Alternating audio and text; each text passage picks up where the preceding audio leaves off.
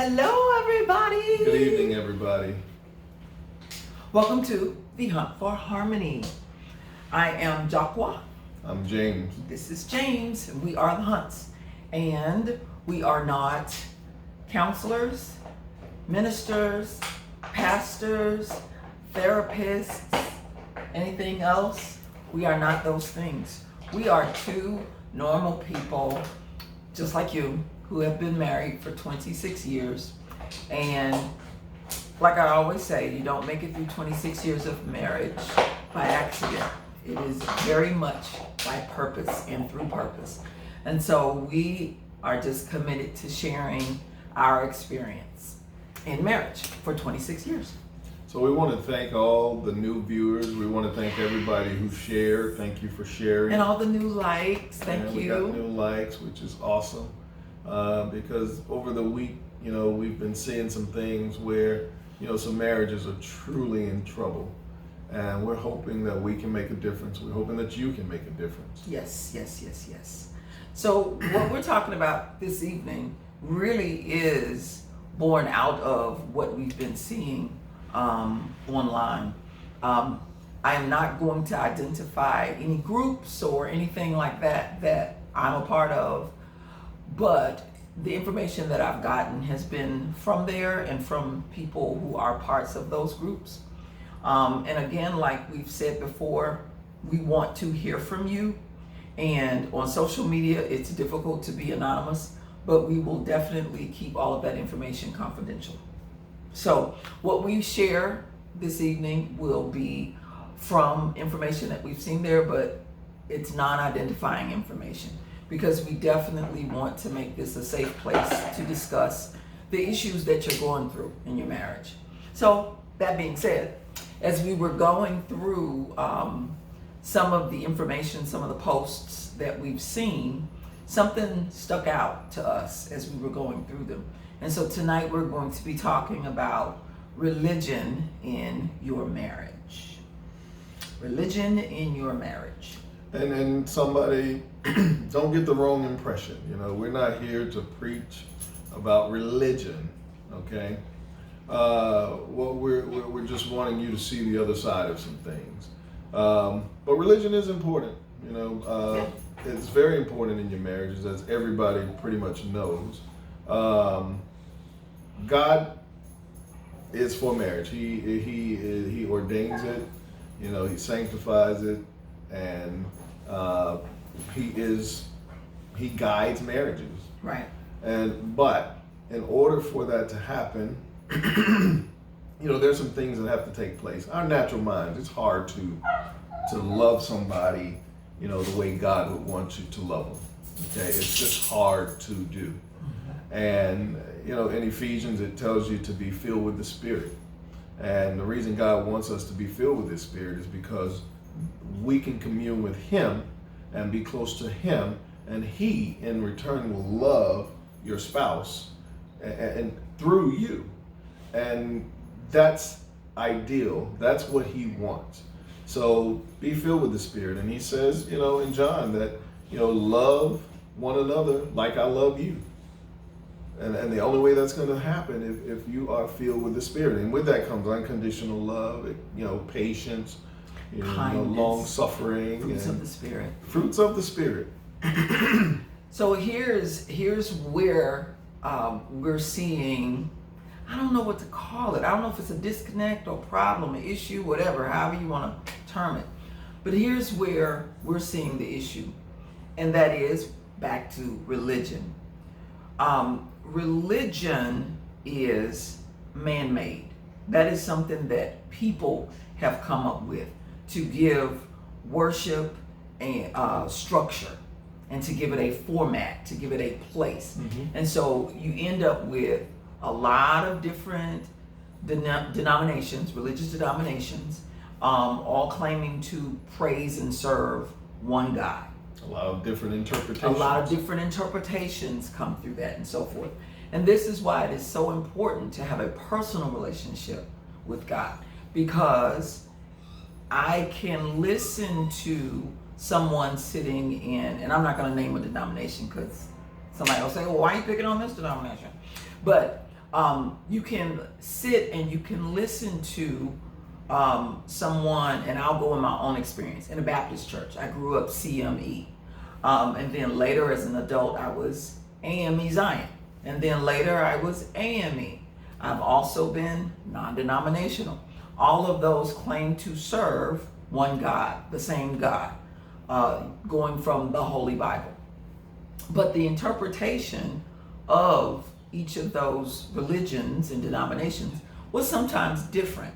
So it is important for you to have a relationship with God all on your own. Here's what we've been seeing in a lot of the posts. Pray about it. Take it to God in prayer. Take your hands off of it. Let go and let God. And all those things sound really good. And we are not saying don't pray. You have to pray. You're not going to get through much of this life successfully if you're not praying and if you don't have a relationship with God. And all of those things are true. All of those things are true. Get out of your way. Let go, let God. Give it to God. But one thing that I think that is missing in all of that is something that you have to do as the person. God uses us to do things in the earth realm, whether it's feeding a homeless person or providing a service for someone, praying for someone. He's using us to do those things. So can he, single-handedly save your marriage? Yes. But if you know the God that I know, he doesn't often do that because you don't learn anything from that. There are some things that you have to do. And it actually makes me think about someone early on, a few weeks ago, mentioned something about pray about everything. And definitely pray about everything. But a lot of times we know what it is that we need to do. We just don't want to do it. We know that we are supposed to forgive, but sometimes you feel like you have been so wronged that this unforgiveness is justified and I don't have to forgive. Now, and I know you've heard some of this before, and you probably say, oh, I've heard this before. They've said that once before. Well, it might not be for, that part might not be for you. Right. It might be for someone else who's listening. Right. But yours is coming, okay? Yours is coming. What do you mean yours is coming? The people who say, oh, that's not for me, I've heard it. Yours is coming. You will be blessed. I think God is going to speak to a lot of people in this segment tonight. So, but continue. You made me lose my train of thought. Sorry. I'll go then. One of the issues, here's how some bad marriages start. A lot of bad marriages start. Before you even married, God gave you multiple warnings why this person was not for you. Either not for you or it wasn't the right time. Yeah. Okay? I'll never say that person's not for you. Right, because that is a choice. I don't know that, and that's your choice. But I'm sure God has given you some indication prior to being married that, okay, not yet, but because of, emotions, because of intimacy. But he loves me. He loves me, and I can't live without her. And you go on and you marry anyway. Okay, these big red stop signs are saying, no, stop. Don't do it. But you move forward anyway. Okay? Trust me, not being judgmental at all. That's life. Okay? I was in that position where I wasn't ready at one point too. Okay? So I'm not judging at all. But this is how it starts. You go on, you get married. Bible says, 2 Corinthians, be not unequally yoked. And, a yoke is when it's used with cattle, where they hitch two cows together. And be not unequally yoked. You're like, okay, what does that have to do with marriage? Well, this is what it has to do with marriage. If you have a believer and a non-believer getting together, okay? right off the bat, that's going to be some issues. Yeah. And you think that it won't be. You think that it won't be. You think, oh, it's fine. We can raise the children based on your religion. I'm not a very religious person, so that's no problem. It's no big deal. They don't take into account that people change. And if you've been raised in a particular religion, it doesn't matter necessarily that you practice that as a child.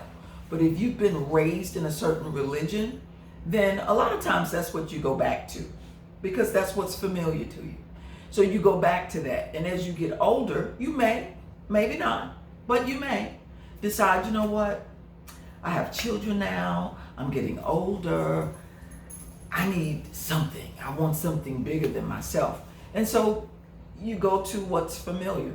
Well, if that's not familiar for your spouse, then there may be, and likely often there is, friction as a result.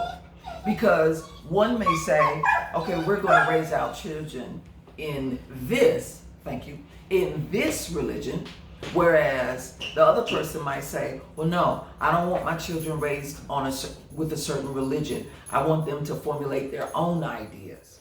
And there's conflict.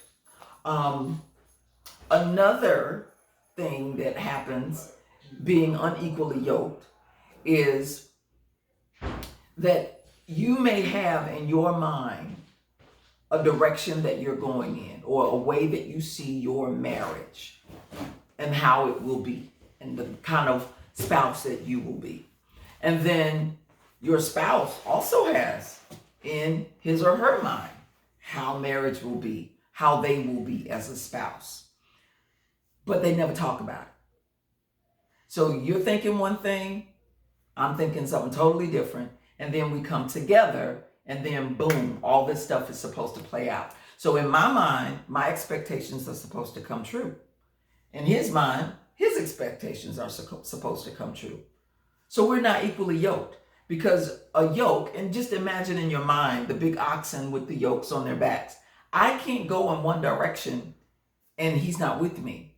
And he can't go in one direction and I'm not with him. The way that it's positioned, they move together. So if you are not equally yoked, that means you could be trying to go this way and your spouse is trying to go in a completely different direction. So it's not only in regards to religion or your faith base. Mm-hmm. It could be number of children that you want, the roles in the household, who does what. It could be careers. It could be a number of things. And if these things aren't addressed before you get married, then you don't know. And I know that's a tough thing, like he said, because in your mind, oh, that's the next step. We should get married. We've been dating for so long. That's the logical next step, but not necessarily. Not necessarily. Now, I use the example, saved person and an unsaved person, a believer and a non-believer. But this happens as well. You're both are non-believers, mm-hmm. Or you both believe in God, but you're not walking in that belief. Right. You get married, and one of you realizes, you know what, I need to be closer to the Lord. Right. I need to kick it up a notch. I need to turn up a notch. I need to walk the walk. And so they start, going to church more often and reading the word more often and praying more often. And the other person is starting to feel left behind. Mm-hmm. Because naturally, what do you do when you find something that you think is great? You want to tell everybody about it. So you want your spouse to be involved. Mm-hmm. Well, your spouse is thinking, I'm not getting up every Sunday and going to church, or every Saturday and going to church, We didn't used to do that. We didn't used to do that. We used to spend Sunday, at the brunch, or Sunday was the day that we slept in. So it, again, may cause conflict. I mean, Paul says in 2 Corinthians, in that verse as well, darkness and light can't coexist. They can't be in the same place. So you see how hard that is to do? That's how hard it is for marriages where you are unequally yoked. And again, not just religion, Yeah. not just salvation, not just being saved and unsaved. Okay, it could be anything. It could be anything. So you find your place. You find yourself in that place. You find yourself there. All these red flags have cropped up, and then if you profess to be a Christian, a lot of times what you get is, oh, just keep praying. Oh, stay faithful. Oh, let go and let God. And you have to do that. And you do have to do that. Yeah. You do have to do that. But if I am a believer and I'm walking and my husband is not, that's not going to help my marriage. There's a scripture that teaches that a married person should be concerned with the things of the world. And what that means is not necessarily the things of the world, but it's your natural things. Your marriage. And what pleases and what pleases your spouse. Yes. Not what pleases God. What pleases your spouse. Your marriage is completely natural. This is not based in a spiritual union. It is completely natural. You have two people who have decided, imperfect people who have decided to join their lives together, theoretically, for the rest of their lives. So you're married to a natural person. This is another human being. So if I'm saved and my goal is, I think we should go to church. Although we used to go to the club on Saturday night, now on Sunday night, I think we should get up as a family and go to church. Sunday morning, yeah. And your spouse may not, they may not want to do that. This is where the problem starts. And this is where the problem starts. You or your spouse, one of you will end up in the church every time the doors open. Sunday morning service, Sunday evening program, Wednesday Bible study, Friday night service. You'll find yourself doing that and spending so much time away from your spouse. Right. And then the chasm here just becomes greater and greater and greater. And I am a firm believer, and I've said for many, many years, I tell my kids this and people I know who we talk to, you are closest to the people you spend the most time with. Yep. So if you're spending that much time away from your spouse,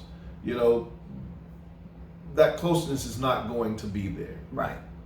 And it's like he said, if you're spending your days, you're spending hours at a time with people, with other people, those will be the people that you're sharing things with. Right. And it doesn't even have to be a conscious effort like, okay, you're trying to make sure that these people know this. You're just out, you're hanging with someone, something happens, triggers a thought, you're going to mention it. Well, that's not necessarily something that you're going to go home and say, oh yeah, today this is what happened. Especially when you're probably upset that your spouse wasn't with you in the first place. So, again, we say, get out of the way, let go, let God, keep praying, all those things you have to do.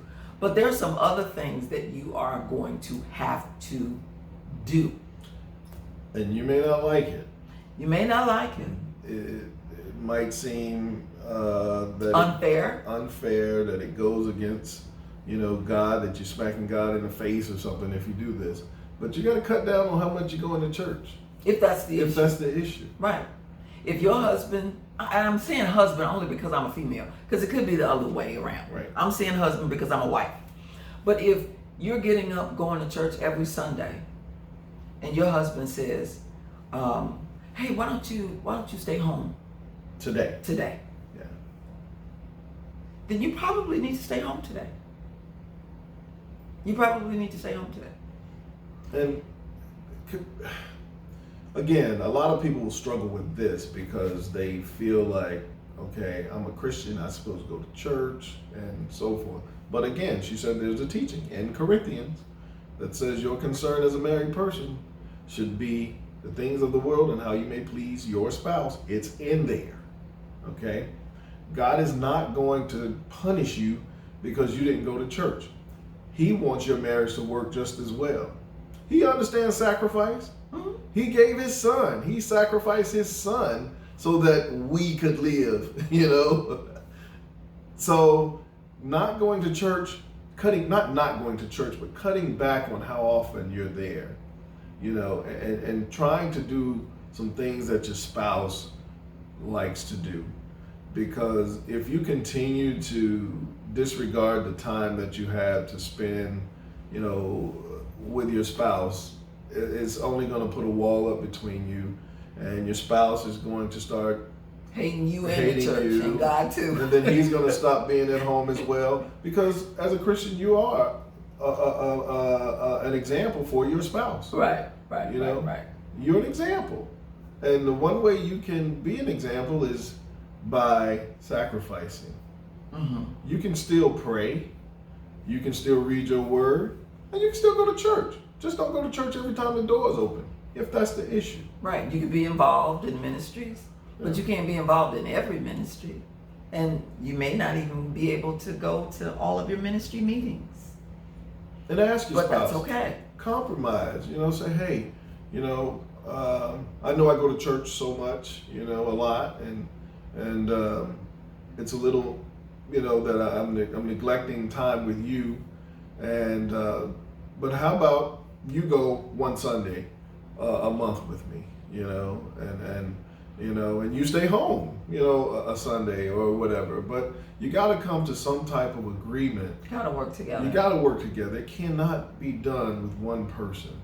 Right. And again, it's going to take sacrifice, and it's a hard thing to do, but we are proof that it's doable. Mm-hmm. Mm-hmm. Okay. And to all of the people who are bombarded with be encouraged, stay focused, oh, just pray for them, oh, you know, do all these things. Again, do those things, do them, but it is not your words that are going to change anybody's heart about anything. Right. It's your actions. And when you, if you, okay, because a lot of people, you mentioned this and then it just came to me again. A lot of people will say, well, he wasn't like that when I married him, or she wasn't like that when I married her. That's what's in the cup. That's what you married. That's what you attached yourself to.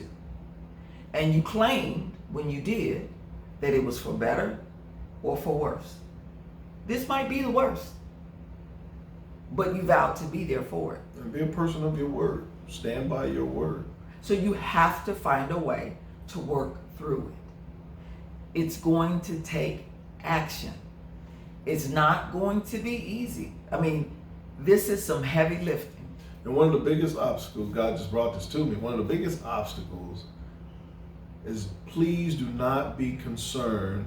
I don't know who this is to, but do not be concerned with what people around you are saying. That cannot be a part of what's going on. Mm-hmm. You will never acquire the type of marriage you want if you let other people affect what you're doing. Mm-hmm. If you feel like this is the thing God would want you to do, you do that and forget what anybody else has to say. Because what you're doing is you are ministering to them what's important. Mm-hmm. You're making a statement. You're making a statement. My marriage is important. My spouse is important. And so this is how I'm going to address this. And this is what I'm going to do. That can change the lives of the people who are watching, the people who have something to say about what you're doing. Yeah. You can change their lives. Yeah. So please, don't allow what other people might say or think. You do what you know to do. Right. And don't underestimate the power of a small gesture. It doesn't have to be anything grand. It may not be anything grand. But I know that in marriage, sometimes you get so far apart that you feel like, and some of the people that we spoke to this week, they feel like it's a lost cause. Um, one of the couples is currently separated, and they really feel like it's a lost cause. What's the point? And so sometimes you feel like you're so far apart, but I promise you, small gestures matter, especially if it's an indication that you're changing behavior. If you're a person who never has apologized before and you apologize, that could be a big deal. If you are a person who first think of yourself and then your spouse, and then one day you flip the script and you ask, what do you want to do? What do you want to eat? That could be a big deal. Never underestimate a small gesture, because it could be an indication that behavior is changing. That there's effort. Right, that there is some effort. Okay, I guess he does want to try. And then James, this came up a few times, more than a couple. Men who are trying to either reconcile with their wives or trying now to make things better, make their marriages better. Right. So speak to that. I mean, and then knowing also that we don't know the situation. We don't know if it's financial, religious, sexual, infidelity. We have no idea how he's treating her. Right. We have no idea. We know nothing. We have no idea. But it's a blessing to see men trying to reconcile their marriages. Now, could it be something that they did wrong and they regret it? It very well could be. But the fact that these men are crying out to fix their marriage is a huge deal. And it just takes me back to what I said, a few minutes ago about doing things you need to do or you would like to do, but you don't because of what somebody might say to you. Women, do not let someone say to you after he treated you like that, after he talked to you, you still want to go back to him. Don't listen to that. Don't listen to that. If that's what you know that you should do or feel like you should do, that's what's got to get done. Now, Carrie. I was ready. Yeah. Go ahead. I'm ready to say. We are not talking about exactly abuse. We are not talking about misuse. We're not talking about, I said abuse, but I mean physical, psychological, spiritual. We're not talking about that. We're not talking about that. If your spouse is physically abusing you, that's not some place you should be. Right. Especially not without some intense work on the abuser's part. But barring that. But barring all of that is what he's talking about. Yeah. Don't let somebody talk you out of something that could be a big blessing to you. Right. And the same way for the men. Don't allow your bros to put you in a position where you feel like, oh, she's running you. Oh, what kind of man is that? Don't let it happen. Don't let it happen. Because like he said, this could be the very thing that changes your entire life, that could change your entire marriage in a very positive way. Because people change. Because people do change. People change. People realize when they're wrong, most, okay, and they want to do better. But when they're not given that opportunity, you will never know that they've changed. Right. And you've missed it. So please know, for people that we've been in communication with, definitely continue to pray. But make sure when you pray that you're praying God's will, not your will. Exactly. And know that we're praying for a BPO. That's the best possible outcome We're praying God's will in your life and in your marriage. For all of you. But please know and be ready for and be willing to accept the challenges that you're going to be called to, because it will be a challenge, and you'll have to make a decision. Do I want to save my marriage or not? Do I want this or not? And a lot of people say they do, but then when the work begins, they want to pump the brakes. Make a decision to do the work, and you will be benefactors. You will benefit greatly from the changes that you make. For sure. All right. Well, just to let you know. Oh, yeah. Yeah, go ahead. Go ahead. This is not live. It's not live. Well, I'm sure, obviously, it's not live. But we're actually, I guess right now, we are in the car heading up to the Gulf of Mexico to do a little chilling and relaxing. And I mean, this is going to be some serious R&R. Yes. Not a whole bunch of activities. Some us time to just chill. So, but we're available. We're still checking Facebook Messenger and Instagram as well. So by all means, please continue to comment, continue to like, continue to share. And shoot suggestions. And, again, let's go and save some marriages. We've been tasked to help anyone out there who's listening, and we're tasking you to do the same. Mm-hmm. So thank you again, and we will see you next week. 7:30, The Hunt for Harmony on Instagram and Facebook. Oh, good job. I did well, didn't I? You got it right. Hey, y'all have a good night. Goodbye. Bye.